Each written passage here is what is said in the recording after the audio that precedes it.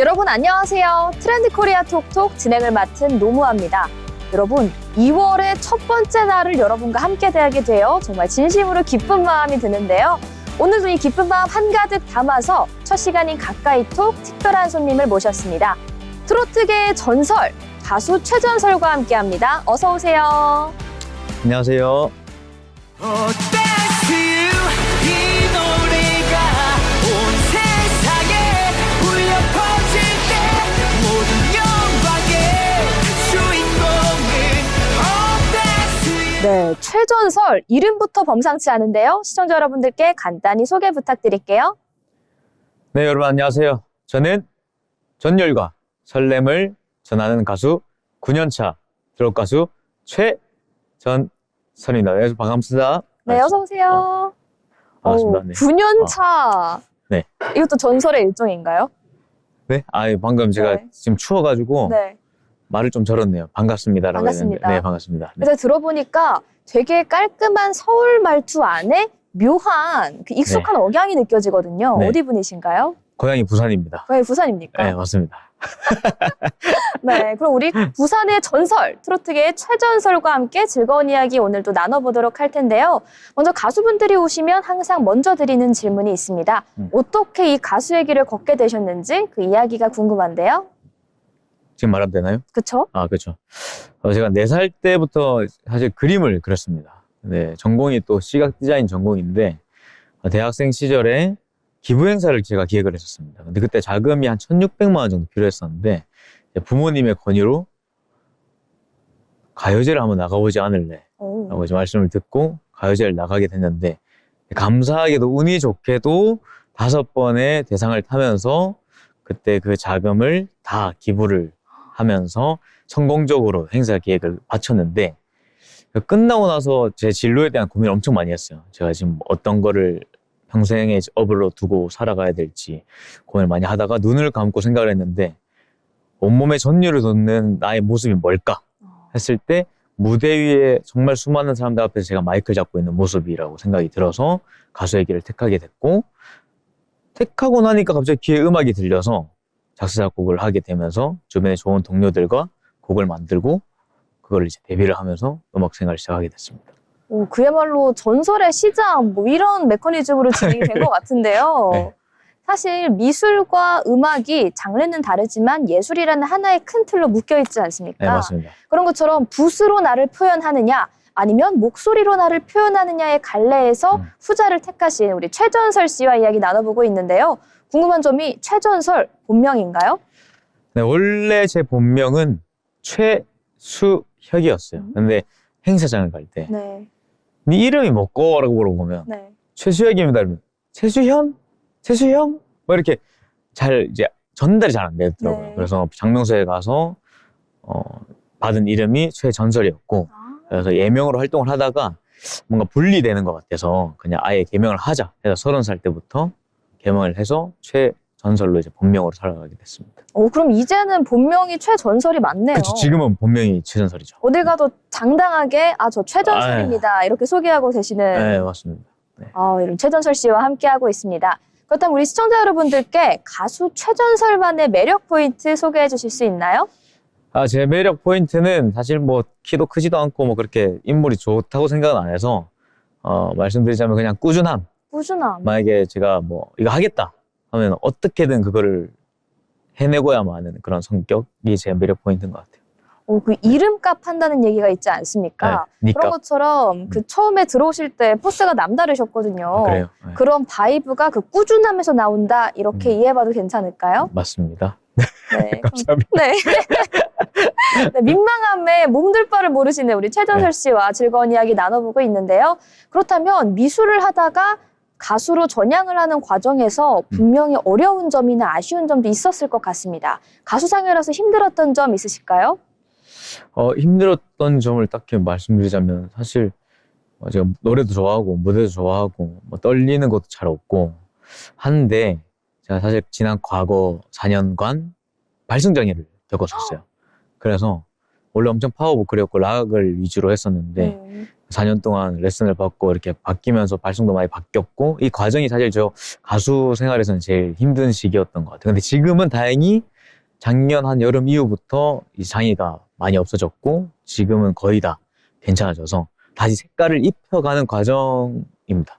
오히려 약간 빈 도화지에 새로운 색깔을 입혀나가는 과정이다 이렇게 그렇죠. 볼 수 있을 것 같은데 근데 발성장애는 가수에게는 사실 굉장히 힘든 관문이라고 볼 수 있었을 것 같은데 맞죠? 네. 근데 그 극복하는 과정을 조금 더 자세히 듣고 싶거든요.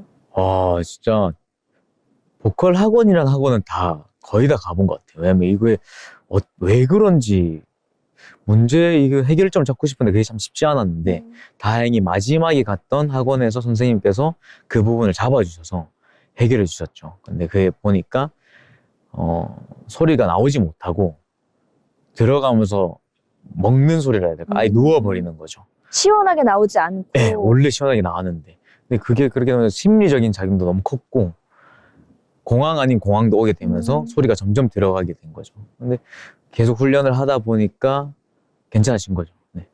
결국 아까 꾸준함이 이제 그렇죠. 최전설의 매력이다라고 말씀을 해주셨는데 발성장애라는 어려운 위기도 이 꾸준함을 통해 극복을 하신 이야기까지 한번 들어봤습니다. 네.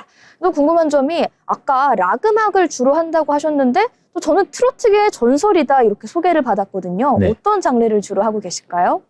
트로트 장르가 주 장르인데 제가 그 색깔을 좀 입히고 싶어서 다른 장르의 음악을 배워 놓으면 트로트 장르 할 때 조금 올드하지 않고 조금 새롭고 신선하면서 요즘 시대에 맞는 그런 음악을 할 수 있지 않을까라는 생각을 갖고 락 음악도 배워보고 팝 음악도 배워보고 발라드도 해보고 이렇게 다양한 장르의 공부를 계속하고 있습니다. 이 지금 최전설의 인생에서 도화지에 밑그림을 그리는 과정이다 이렇게 들었는데 정말 굉장히 다양한 색으로 다채로운 그림이 들어질 것 같다는 생각이 드는 것 같습니다. 그러면 이쯤에서 가수 최전설의 노래 한 소절 들어보고 싶은데 괜찮으실까요? 네. 아무거나 불러드리면 되나요? 아무거나 상관없습니다.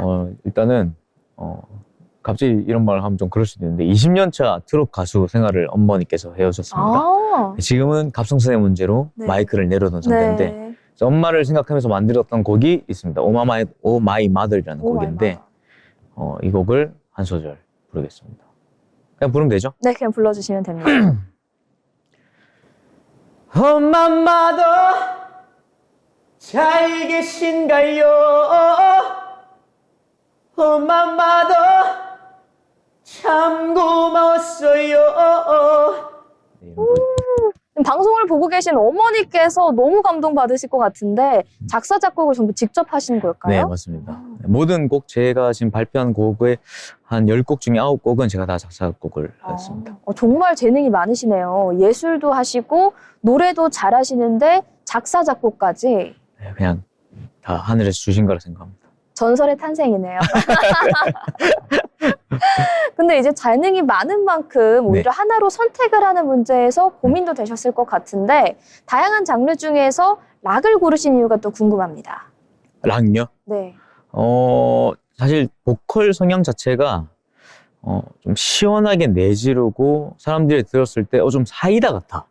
뭔가 속이 뻥 하고 뚫린다라는 그런 평을 많이 받았다 보니까 고등학생 때부터 친구들한테도 그래서 나는 락 발라드나 락에 좀 더 어울려 있는 목소리구나 라고 생각을 해서 락에 대한 장르를 공부해보고 싶어서 락을 배웠었고 그리고 또 트로트에도 사실 장르적인 거 봤을 때 뭐 김연자 선배님, 뭐 이제 소른도 선배님, 그리고 뭐 김수철 선배님, 뭐 박인수 선배님 이런 분들 보면 엄청 시원하잖아요. 들었을 때 이 속 시원하고 막 속을 영탁 형님도 네. 속을 막 긁어주는 그런 발성을 갖고 있는 걸 보면 이게 다 잘 접목될 수 있지 않을까 생각해서 락 공부를 했던 것 같아요.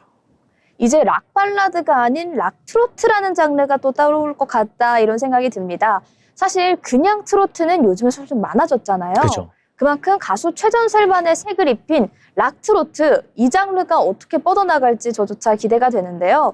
또 우리 최전설 씨의 이력을 살펴보니까 흥미로운 점이 있었습니다. 올간 최전설 이게 어떤 프로젝트였는지 설명해 주시면 좋을 것 같은데요. 네, 그건 작년에 작년이 벌써 재작년이구나. 재작년이에요. 진짜 빠르네. 네, 재작년에 한 달에 한 곡씩 발매를 했습니다. 총 14곡을 작업을 했었고요. 이것도 작사, 작곡을 하신 건가요? 맞아요. 정말 힘든 과정이었는데 정말 힘드셨겠네요. 정말 힘든 과정이었는데 그 했던 이유 중에 하나는 좀 음악인으로서 좀 성장도 하고 싶었고 그 당시에 발성장애가 있었다 보니까 이렇게 녹음이라는 과정을 겪으면서 그 안에서도 정말 많은 공부를 할 수 있거든요. 그래서 그 과정에서도 이 발성장애를 낫게 하기 위한 저의 하나의 노력이었다고 볼 수 있습니다. 네, 또 꾸준함, 네, 포기하지 않는 저의 매력. 꾸준함이라는 키워드로 방송의 흐름을 아주 잘 타고 계신 것 같은데 네. 그렇다면 이제 아직 새해잖아요. 네. 새해 목표 같은 거 따로 있으실까요? 새해 목표는 지금 제가 운동을 하고 있는데 3번째 바디 프로필을 준비하고 있습니다. 그래서 오. 지금 26일 남았거든요. 26일 있다가 바디 프로필을 이제 찍고 이제 앨범 발매를 또 하고 제가 목표 중에 하나를 둔 게 올해 또 연말에 미스터 트롯 4 오. 아니면 현역강 4 이게 지금 있습니다. 남자 버전이. 그래서 거기에 열심히 잘 준비를 해서 최선을 다해서 준비를 해가지고 거기에 방송에 나가는 게 일단 목표입니다. 네, 오늘 저희 트렌드 코리아 톡톡 방송을 그 미스터 트롯 출발의 계기로 삼으셨으면 좋을 것 같습니다. 저희도 네. 항상 응원하고 있겠습니다. 감사합니다. 그렇다면 가수 최전설로서 아쉬운 점, 이번에는 극복해보고 싶다 이런 부분도 있으실까요? 있죠. 갑자기 드네요. 제가 사실 무대에 올라갔을 때 노래는 잘하는데 퍼포먼스적인 게 조금 약하다고 생각합니다.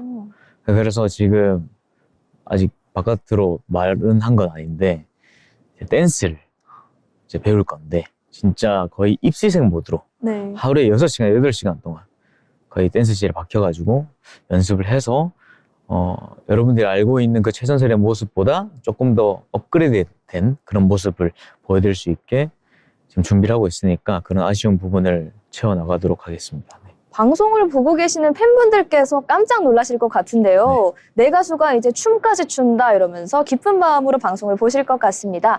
다음으로 그러면 팬분들께 항상 힘이 되는 분들이잖아요. 네, 그렇죠. 항상 한마디 부탁드릴게요. 네, 정말 제가 데뷔 때부터 함께 해준 팬분도 계시고 불과 한 달 전에 함께 이제 같이 걸어가게 된 그런 팬분들도 계시는데 이제 함께 앞으로도 만나게 될 팬분들한테 전해드리는 말씀을 있자면 여러분들이 저한테 주는 그 응원과 그 관심과 사랑이 전혀 헛되지 않고 그리고 제 이름이 부끄럽지 않은 그런 가수가 될 테니까 앞으로도 함께 이 길을 건강하게 걸어가 주셨으면 합니다. 그리고 늘 함께 저와 함께 이렇게 소중한 귀한 그 인생의 시간을 함께 보내주셔서 감사합니다. 고맙습니다. 네, 꾸준함이 생명인 가수 최전설인 만큼 우리 팬분들도 꾸준하게 그의 성장을 주목해 주시면 좋을 것 같은데요. 또는 궁금한 점이 팬덤의 이름이나 애칭 같은 거 있을까요? 팬덤의 이름은 정말 고민을 많이 했는데 네. 아직 없나요? 레전드라고 정했긴 하거든요. 네. 네, 그리고 저의 색깔은 딥그린입니다. 딥그린. 네. 저희 크로마키 색깔이랑 비슷할 것 같은데 네, 그렇죠. 저거보다 조금 진하긴 한데 비슷합니다. 네. 그러면 딥그린의 색을 가진 우리 최전설의 팬 레전드 분들 오늘 방송을 통해서 2026년 가수 최전설이 훨훨 날 수 있도록 언제나 지지와 응원 부탁드리겠습니다. 또 궁금한 점이 네. 예술을 전공하신 만큼 나중에 앨범을 작업하실 때 네. 앨범 커버도 좀 직접 그리실 수 있을 것 같은데 이런 작업은 없었나요? 다 그렇게 하고 있습니다. 이미 그렇게 하고 계신가요? 전공이 시각 디자인이다 보니까 전공을 너무 잘 살리셨네요. 그래서 이게 하나의 점이 되는 것 같아요. 그림이랑 디자인이랑 뭐 음악이랑 다 하나의 점이 돼서 네. 제가 하고 있는 활동에도 정말 많은 도움이 되는 것 같아요. 네, 스티브 잡스가 이런 말을 했습니다. 인생은 결국 점을 연결하는 것과 같다고. 그래요? 과거에 어떤 시를 풀어놨는지 모르겠지만 네. 이 점들을 어떻게 연결하느냐에 따라서 어떤 방향으로 인생이 될지는 아무도 모른다 이런 얘기를 했었는데 그 예시를 바로 오늘 가수 최전설의 이야기로 잘 들어볼 수 있었던 것 같습니다. 마지막으로 시청자분들께 자기 PR 한마디만 부탁드릴게요. 제 PR요? 여러분 저는 아까 전에 말씀드렸다시피 전율과 설렘을 전하는 가수입니다. 그래서 앞으로도 여러분들께 방송에서 이제 인사를 드리겠지만 정말 이런 그대로 전율과 설렘을 드릴 수 있는 그런 가수로서 인사드리도록 하겠습니다. 그 PR은 무대에서 노래하는 모습으로 보여드리겠습니다. 가수 최전설이었습니다. 감사합니다. 네, 무대에서 언제나 전율과 설렘을 불러일으키길 저희 트렌드 코리아 톡톡도 진심으로 응원하도록 하겠습니다. 오늘 이렇게 에너지 넘치는 가수 최전설과 함께 2월의 첫 이야기 들어봤습니다. 지금까지 가까이톡이었습니다.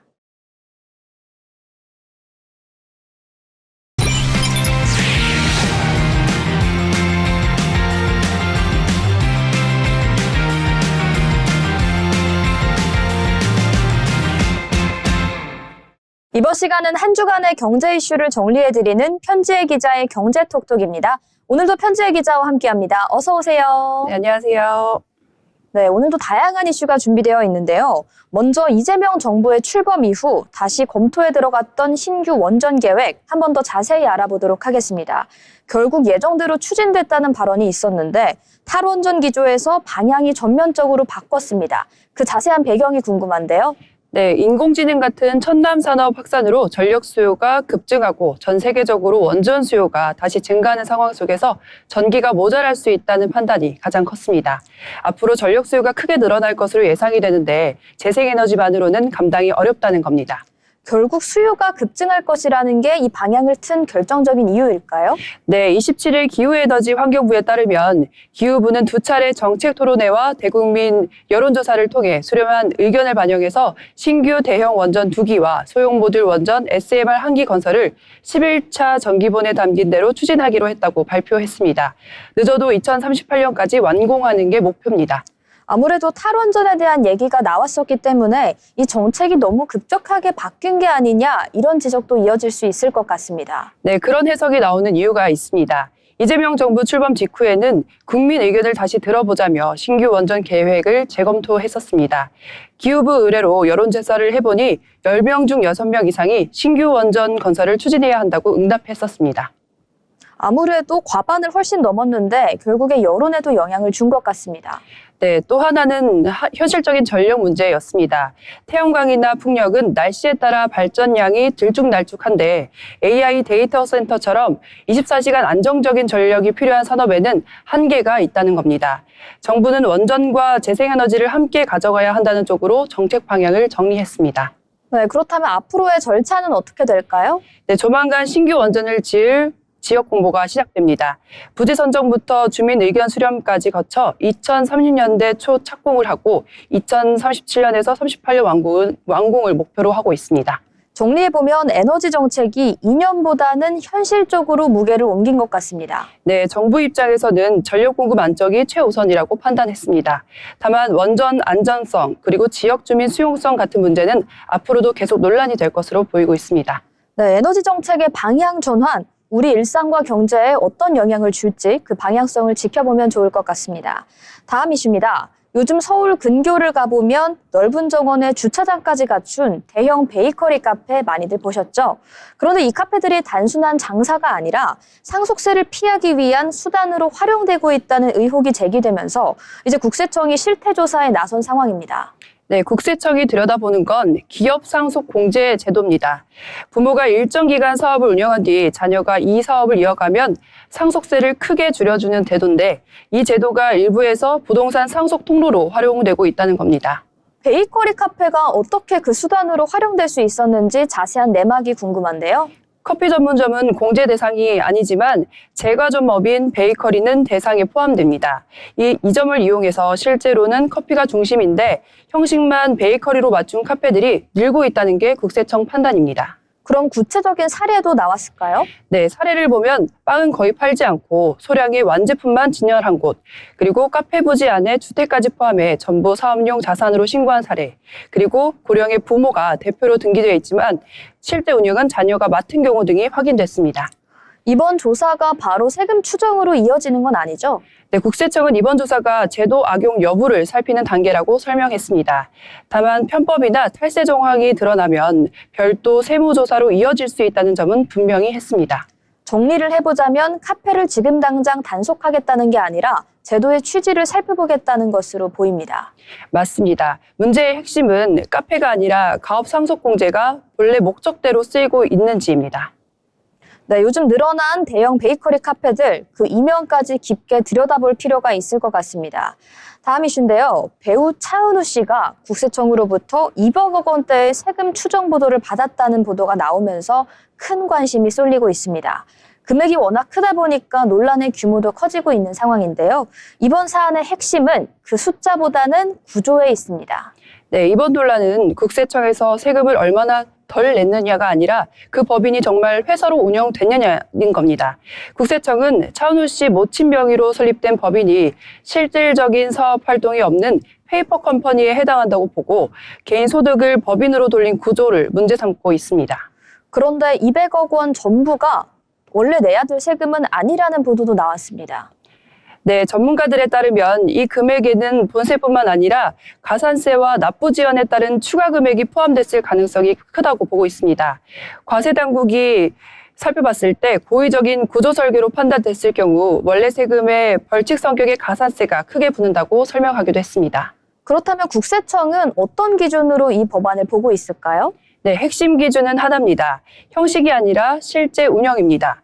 사무공간이 있었는지, 직원이 고용돼 급여와 4대 보험이 관리됐는지, 계약과 수익이 법인 명의로 이루어졌는지, 법인이 독립적인 사업 주체였는지를 종합적으로 살펴봅니다. 이 요건이 부족하면 법인은 회사가 아니라 개인 소득을 통과시키는 껍데기로 판단될 수 있습니다. 조사 사국이 투입된 건 역시 굉장히 간략한 신호라는 분석이 나옵니다. 그렇습니다. 조사 사국은 고액 상습 탈세나 법인과 개인 간 소득 귀속을 둘러싼 구조적 회피 사례를 전담하는 조직입니다. 단순 신고 오류보다는 처음부터 의도된 구조였는지를 본격적으로 보는 단계라는 의미로 해석됩니다. 네, 이번 논란이 연예인 개인의 문제를 넘어섰다는 지적도 나오고 있는데요. 네, 맞습니다. 전문가들은 이번 사례를 1인 법인 구조 전반에 대한 경고로 보고 있습니다. 유튜버와 강사, 프리랜서처럼 개인 브랜드로 수익을 내는 직군이 늘면서 유사한 법인 구조도 빠르게 확산됐기 때문입니다. 법원 판례 역시 서류보다 실제 누가 벌었는지를 본다는 입장을 분명히 하고 있습니다. 아무래도 이번 사안의 쟁점은 연예인이냐 아니냐가 아닌 것 같습니다. 그 법인이 실제로 일한 회사였는지, 그리고 그 소득의 주인은 누구였는지에 관한 것이었는데요. 차은우 씨의 사례의 경우에는 1인에 대한 법인 구조에 대한 과세 기준이 과연 어디까지 허용되는가, 그 기준을 묻는 사례였습니다. 다음 이슈도 살펴보겠습니다. 올해도 전국 곳곳에서 입학생이 한 명도 없는 초등학교가 나왔는데요.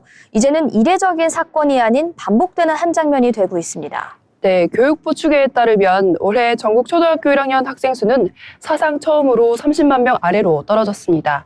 25년 전과 비교하면 절반에도 못 미치는 수준이라고 하는데요. 이 여파로 농산 어촌뿐만 아니라 서울을 포함한 대도시에서도 입학생이 한 명도 없는 초등학교가 나오고 있습니다.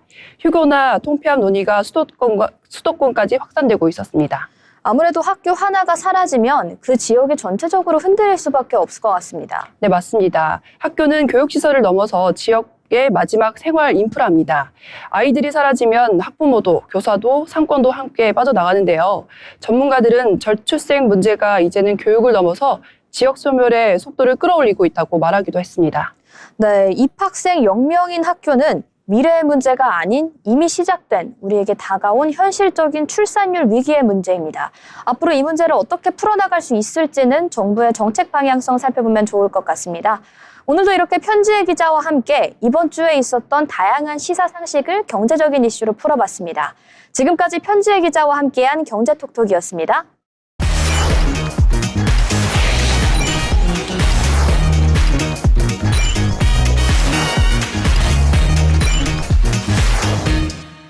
이번 시간은 대한민국의 부동산 흐름을 짚어보는 마켓 트렌드 시간입니다. 오늘도 문민지 아나운서와 함께합니다. 어서 오세요.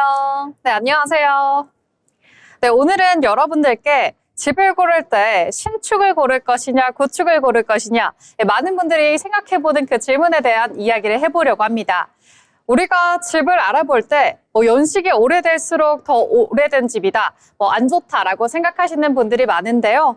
하지만 실제로 살다 보면 집의 만족도를 결정하는 요소가 오직 연식 하나로만 설명되지 않습니다. 그래서 오늘은 집의 나이보다는 조금 더 중요해지고 있는 기준이 무엇인지 실거주 관점에서 함께 살펴보겠습니다. 네, 새해가 바뀌면서 우리도 그렇지만 우리의 집도 나이를 한 살 먹었죠. 그렇게 연식이 점점 올라가고 있는 상황인데 그래도 집을 볼 때 신축이 좋지 않나? 이런 생각 한 번쯤은 해보셨을 것 같습니다. 네, 맞습니다. 아무래도 신축이라고 한다면 깔끔함, 그리고 새로운 안정감, 이런 것들이 있기 때문에 긍정적인 이미지가 함께 따라옵니다. 그래서 많은 분들이 가능하면 신축이 좋지 않을까, 이렇게 생각하게 되는데요. 하지만 요즘은 신축이라는 이유만으로 무조건 좋은 집이다라고 판단하기보다는 조금 더 현실적인 분들을 파악하시는 분들이 많아졌습니다. 그렇다면 우리가 신축을 선호하는 근본적인 이유에는 뭐가 있을까요? 네, 우리가 신축을 선호하는 근본적인 이유 꽤 분명합니다.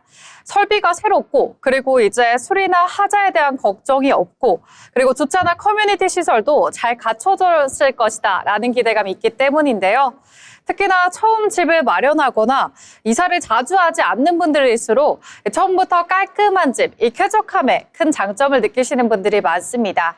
설명을 들으니까 왜 그런 선호도가 생겼는지 이해는 갑니다. 그렇다면 요즘에는 어떠한 점이 달라졌을까요? 네, 요즘은 달라진 점이 꽤나 많습니다. 왜냐하면 집에서 보내는 시간이 늘어나다 보니까 단순히 새 건물인지보다 이 공간이 실제로 나에게 얼마나 더 잘 맞는지가 중요해졌습니다. 그래서 최근에는 연식이 조금 더 있더라고 하더라도 이 관리 상태가 좋고 또 이제 살기 편한 집을 더 선호하는 흐름이 뚜렷해지고 있습니다. 그렇다면 실제적인 연식보다도 관리의 상태가 그렇게 중요한 걸까요? 네, 맞습니다. 우리가 이제는 집을 볼 때는요, 연식보다 더 중요한 요소에는 바로 관리 상태가 되겠습니다. 공용 공간이 깨끗하게 유지되고 있는지, 외벽이나 배관 같은 이 기본 설비가 제때 점검되고 있는지에 따라서 집의 체감 상태가 크게 달라지게 됩니다. 그래서 같은 집의 연식이라고 하더라도 관리가 잘 된 집은 오히려 신축보다 더 안정적으로 느껴지는 상태가 많습니다. 단순한 느낌 말고 실제로 살면서 느껴지는 차이점도 있을 것 같습니다. 네, 맞습니다. 우리가 실제로 살다 보면요. 집의 만족도는 연식보다는 이 생활 만족도에 더욱더 크지 않습니까? 신축이라도 동선이 불편하다라거나 소음 문제가 있다면 당연히 생활 스트레스가 발생하게 되겠죠. 근데 반대로 구축이라도 이 구조가 잘 짜여 있고 그리고 필요한 부분이 잘 보완돼 있다면 훨씬 더 쾌적하게 느껴질 수가 있습니다. 네, 이런 설명을 들으니까 어떤 포인트에 변화가 있었는지 이해를 할 수 있을 것 같은데요. 그런데 아무래도 가장 중요한 문제는 비용적인 부분일 것 같습니다. 네, 맞습니다. 아무래도 비용적인 부분을 빼놓을 수가 없겠죠. 신축이라고 한다면 아무래도 비용이 높은 반면에 구축은 상대적으로 가격 부담이 덜한 경우가 많습니다. 다만 구축의 경우에는요, 이 수리비나 관리비 같은 장기적인 비용까지 함께 고려를 해야 됩니다. 단기적인 비용만 볼 것이 아니라 전체 생활 비용을 함께 계산해 보는 시각이 필요합니다. 네, 단순한 연식이 중요한 게 아니고 실제 거주하는 느낌이 중요하다. 하지만 비용적인 부분도 무시할 수는 없기 때문에 단기적인 생활비가 아닌 전체 생활 비용을 객관화해서 살펴볼 필요가 있을 것 같은데요. 그렇다면 오늘 배운 내용들을 종합을 해봤을 때 집을 볼 때 구체적으로 어떤 질문을 해보면 좋을까요? 네, 우리가 이제 집을 볼 때는 이 질문을 꼭 해보시길 권유해드리고 싶습니다. 이 집이 지금까지 관리가 정말 잘 되었는가, 그리고 관리 이력이 잘 남아있고, 또 주기적인 보수가 이루어진 집은 연식과 상관없이 안정적인 거주가 가능한 경우가 많습니다. 그렇다면 구축은 불리한 선택일까요? 그 구축이라고 해서 무조건 불리하다라고만 말씀을 드릴 수는 없겠습니다. 하지만 입지가 좋고 그리고 생활 인프라가 잘 갖춰진 구축 같은 경우에는 오히려 실거주 만족도가 높게 나타납니다. 요즘은 새 집보다는 관리가 잘 된 집이 훨씬 더 평판이 좋고 많은 분들이 선호하는 경향이 있습니다. 네, 그렇다 해도 연식은 사실 바꿀 수는 없는 요소지 않습니까? 네, 맞습니다. 연식은 우리가 특별히 바꿀 수는 없겠지만 집의 상태와 분위기는 얼마든지 달라질 수 있습니다. 예를 들어 리모델링이라든지 그리고 가구 배치 그리고 생활 방식에 따라서 같은 집도 전혀 다른 공간처럼 느껴질 수가 있습니다. 결국에는 중요한 건요, 우리가 숫자로 보이는 연식이 아닌 내가 그 공간을 어떻게 쓰느냐가 되겠습니다. 네, 이렇게 문민지 아나운서와 함께하는 마켓 트렌드에서는 지속적으로 부동산, 단순히 눈에 보이는 숫자나 상태가 전부는 아니다 이런 메시지 전달해 드리고 있는데요. 그렇다면 오늘 배운 내용 정리해 주시면 어떻게 될까요? 네, 오늘 배운 내용을 여러분들께 세 가지 상황 함께 정리해 드려보도록 하겠습니다. 먼저 첫 번째로는요, 공용시설 상태가 굉장히 깨끗한지, 그리고 두 번째는 주요 설비의 교체 이력이 없는지, 그리고 세 번째는 장기적으로 유지 부담이 없는지, 이 기준을 충족한다면 연식과 상관없이 충분히 좋은 집이라고 봐도 무리가 없을 것 같습니다. 결국 새 집이 전부는 아니네요. 네, 맞습니다. 결국에 집의 가치는요, 새 집이라기보다는 얼마나 잘 관리가 되어 있고, 또 이제 얼마나 내가 편안하게 느끼는가, 그리고 그에 따라서 잘 살 수 있는가를 판단하면 됩니다.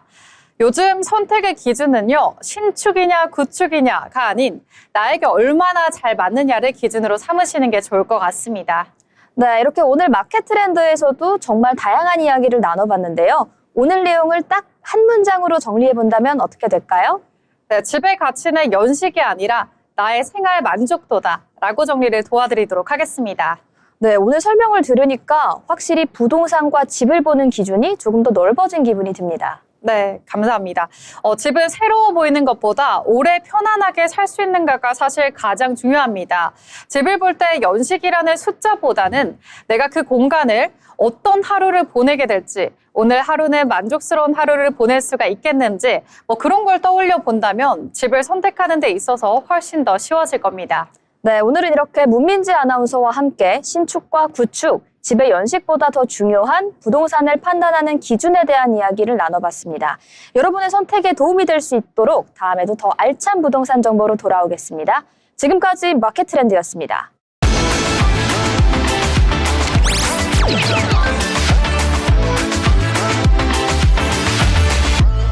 이번 시간은 주목해야 될 이슈를 한눈에 살펴보는 트렌드 이슈 시간입니다.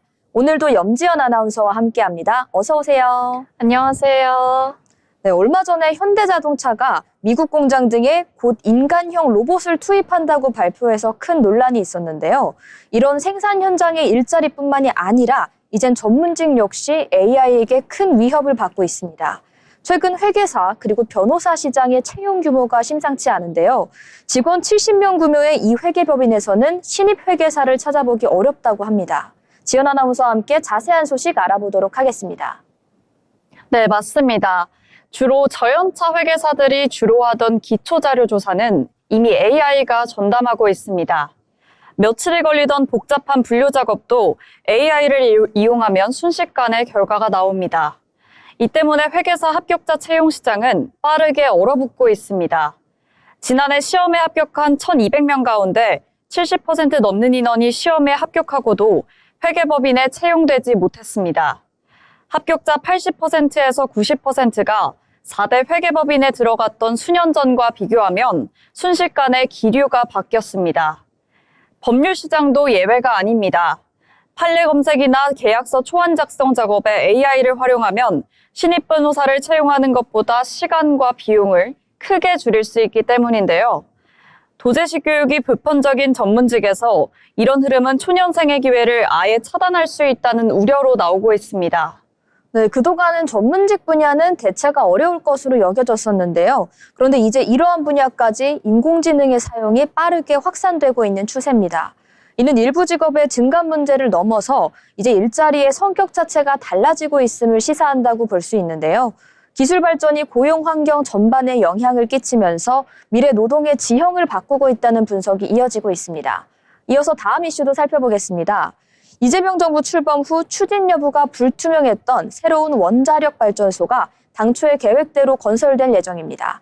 원전 2기를 12년 안에 준공하겠다는 게 정부의 목표인데요. 지연 아나운서와 함께 이번 결정에는 어떤 배경이 있는지 살펴보도록 하겠습니다.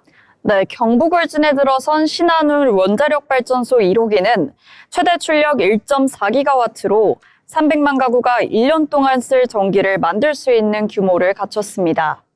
이와 같은 규모의 신규 원전 2기를 건설하겠다고 정부가 공식적으로 발표했습니다. 지난해 2월 확정된 제11차 전력수급 기본계획, 정기본을 그대로 따르기로 한 것입니다. 지난해 부지를 선정하는 게 당초 계획이었지만 이재명 정부 출범 이후 정책 재검토 가능성이 거론되면서 진전되지는 못했습니다. 하지만 인공지능 시대 안정적인 전력 확보가 필요하다는 점이 부각되며 기류가 바뀌었는데요. 준공 목표는 2037년과 2038년으로 정부는 당장 부지 공모에 들어가고 2030년대 초에는 건설 허가를 받을 계획입니다. 앞으로도 원전을 더 짓게 되는지에 대해 정부는 결정된 바는 없다고 밝혔습니다. 다만 11차 전기분을 수립하면서 달라진 수요를 반영하겠다고 했습니다.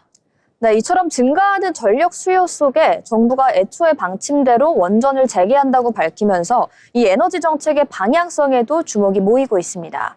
다음 살펴볼 이슈 역시 이 정책의 방향성과 관련된 부분인데요. 이번에는 환경 분야에서도 제도의 변화에 따른 혼란이 나타나고 있습니다. 올해부터 시행된 수도권 생활권 쓰레기 직매립 금지로 그 진통이 계속되고 있는 상황입니다. 현재 시설에서 처리할 수 있는 양보다 훨씬 많은 쓰레기가 발생하고 있는데요. 이에 서울시가 연간 쓰레기를 줄이자는 대책을 내놨는데 이 대책의 실효성이 굉장히 떨어진다는 비판이 이어지고 있습니다. 네, 맞습니다. 소각로 시설에서 처리할 수 있는 쓰레기 양은 하루 평균 2,000톤가량인데요. 하지만 서울에서 발생하는 쓰레기 양은 이보다 많은 2,900톤 가까이 됩니다. 서울시 자치구들은 남는 쓰레기를 수도권 매립질에 묻어왔지만 올해부터 직매립이 금지됐습니다. 결국 충북 등 비수도권 민간 소각장에 위탁 처리하고 있는데 해당 지역의 반발이 거셉니다. 이에 서울시가 이른바 생활 폐기물 다이어트 캠페인을 펼치겠다고 밝혔습니다. 시민 1명당 종량제 봉투 1개 분량의 연간 쓰레기를 줄이자는 겁니다. 하지만 강제 사항이 아닌데다 구체적인 지침도 없어 실효성에 의문이 제기됩니다. 마포구에 소각장을 추가 건설하려는 계획도 주민 반발로 막혀 있어 쓰레기 처리를 둘러싼 갈등이 당분간 불가피해 보입니다.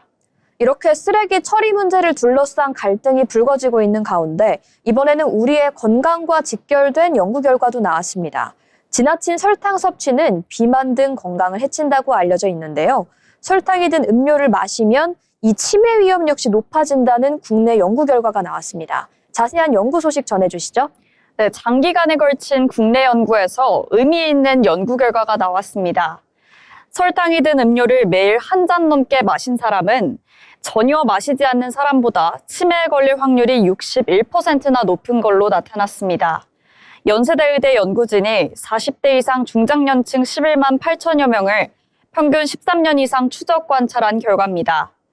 설탕 음료가 혈당을 급격히 올리고 인슐린 조절을 방해해 뇌에 염증을 일으킬 수 있다고 연구진은 분석했습니다. 반면 설탕 음료를 설탕이 안 든 원두 커피로 바꿔 마시면 치매 위험이 23%나 줄고 차로 대신하면 19% 감소했습니다. 특히 비만이나 고혈압, 고지혈증이 있는 사람은 음료를 바꾼 효과가 더 컸습니다. 커피나 차에 든 성분이 뇌를 보호하기 때문인데요. 우리나라는 저연령일수록 설탕 음료 섭취가 많아 어릴 때부터 설탕 음료를 줄이는 습관을 들이는 게 좋다고 연구진은 조언했습니다. 네, 일상 속에서 무심코 마시는 연료 한 잔이 이 뇌 건강까지 영향을 줄 수 있다는 점을 보여주는 연구 결과였습니다. 특히 설탕 음료 섭취가 많은 청소년 그리고 젊은 층일수록 이 같은 연구 결과를 참고해서 건강한 식습관을 가지는 게 중요할 것 같다 이런 생각이 드는데요. 작은 선택의 변화가 건강한 노후를 좌우할 수 있다는 점 집중해 주시면 좋을 것 같습니다. 오늘도 이렇게 염지연 아나운서와 함께 우리 사회의 다양한 이슈들을 알아봤는데 지연 아나운서는 오늘 이슈 중에 어떤 게 가장 인상 깊었나요? 네, 저는 설탕이 든 음료를 마시면 치매에 걸릴 확률이 높다는 이슈가 가장 인상 깊었습니다. 왜냐하면 저도 평소에 설탕이 든 음료를 자주 마시곤 하는데 이 이슈를 접하고 나서부터는 건강을 위해서라도 좀 줄여야겠다는 생각이 듭니다. 네, 지연 아나운서 아직은 어린 나이지만 이 이슈에서 소개해 준 것처럼 어린 나이의 선택이 노후를 좌우할 수도 있으니까요. 우리 시청자분들도 역시 이 같은 점 챙기면서 건강한 식습관 준비하시면 좋을 것 같습니다.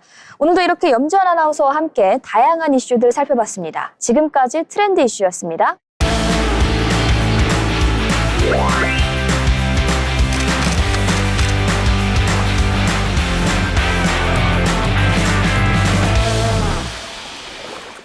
이번 시간은 전국의 축제와 맛집, 전시, 그리고 핫플레이스를 소개해드리는 어디 갈까 시간입니다. 오늘도 전승현 아나운서와 함께합니다. 어서 오세요. 안녕하세요. 승현 아나운서, 오늘은 어디로 떠나볼까요? 네, 오늘은 겨울이 깊어질수록 사람들은 따뜻한 곳을 찾지만 어떤 곳은 그 겨울의 한가운데로 우리를 초대합니다. 바람이 세고 눈이 많기로 유명한 곳이죠. 그 혹독한 겨울을 축제로 바꾼 도시가 있는데요. 하얀 설원 위에서 눈으로 놀고 몸으로 부딪히며 겨울을 온전히 즐기는 시간. 오늘은 대한민국 겨울의 상징 대관령 눈꽃축제 현장으로 떠나봅니다. 와, 대관령 하면 눈꽃축제. 사실 이 조합은 한국인들에게 이미 익숙하다고 볼 수 있는데요. 이 역사가 꽤나 오래됐다고 합니다. 네, 그렇습니다. 대관령 눈꽃축제는요, 1993년에 대관령 지역 청년들이 모여서 직접 만든 축제에서 시작됐습니다. 전국에서 가장 먼저 탄생한 겨울축제로 30년이 넘는 역사를 자랑하는데요. 겨울철 관광 비수기를 이겨내고 지역 경제를 살리자는 취지로 시작된 이 축제는요, 이제 매년 수많은 관광객들이 찾는 대한민국 대표 겨울축제로 자리 잡았습니다. 와, 대관령 축제에 이런 역사가 있었는지는 미처 몰랐습니다. 왜냐하면 저희 어디 갈까에서 다양한 축제들을 소개해드리고 있는데 이 대관령 눈꽃축제 사실 이미 너무 유명한 축제라 소개하는 의미가 있나? 이런 생각도 들 정도였는데요. 그런데 이런 축제도 굉장히 서러운 그 비수기의 시절이 있었다니 어떻게 발전을 해왔는지가 더 궁금해지는 것 같습니다. 그렇다면 올해 대관령 눈꽃축제 언제 어디서 열릴까요? 네, 올해 대관령 눈꽃축제는요, 2월 13일 금요일부터 2월 22일 일요일까지 총 9일간 대관령 일대에서 펼쳐집니다. 네, 올해는 동계 꿈나무 눈동이의 국가대표 성장기를 테마로 새롭게 꾸며졌는데요. 2018년 평창 동계올림픽을 보고 국가대표를 꿈꾸던 평창의 마스코트 눈동이가 2026 밀라노 올림픽을 향해 성장하는 이야기를 초대형 눈조각과 얼음 조각으로 풀어냈습니다. 이건 단순히 구경하는 축제가 아니라 이야기를 따라가면서 체험하는 축제라는 점이 올해 가장 큰 변화입니다. 와, 이름만 들어도 우물 막 벌써 움직이고 싶어지는데요? 네, 맞습니다.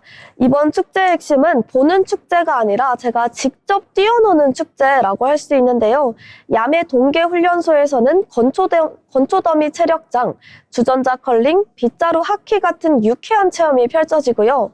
미니 올림픽존에서는 크로스컨트리 스키, 바이애슬론 사격, 빙판위 컬링까지 동계 스포츠를 직접 체험할 수 있습니다.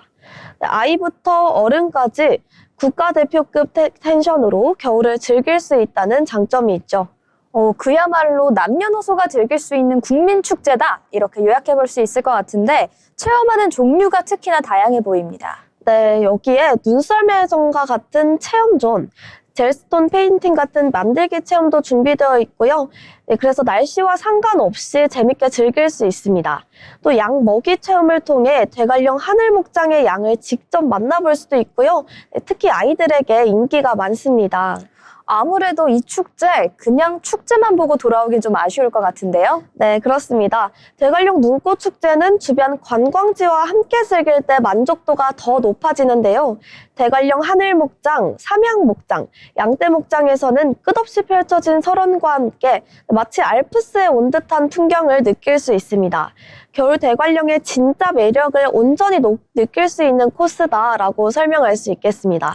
정말 대관령의 매력을 처음부터 끝까지 온전히 살펴볼 수 있는 좋은 기회인 것 같습니다.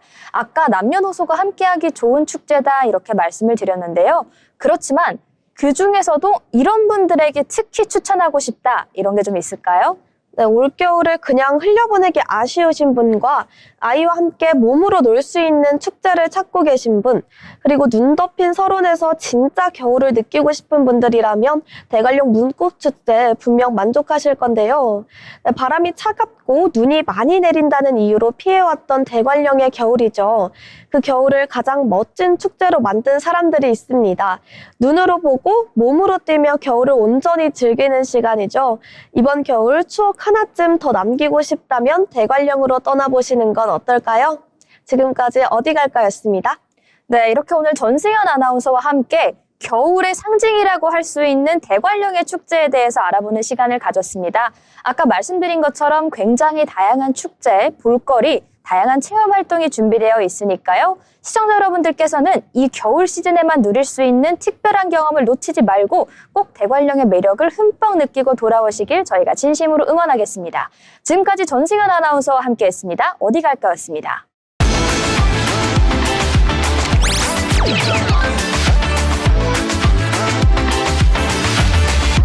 네, 여러분 저희가 오늘 준비한 내용은 여기까지입니다.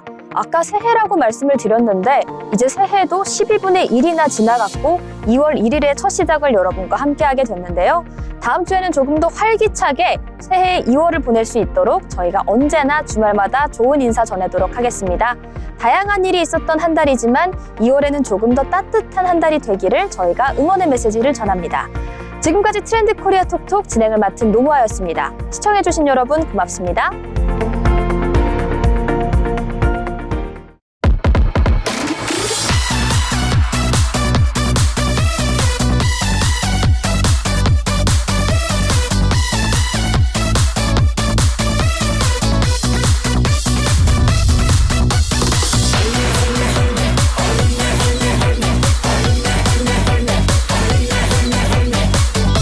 꽃보다 예쁜 우리 할매 햇살이 환하게 비치는 화창한 오늘 하루 분주히 바쁜 우리 할매 꽃처럼 곱디고운 멋쟁이 우리 할매 오늘도 집을 나선다 새빨간 코트에 분홍 립스틱 새까만 선글라스 귀티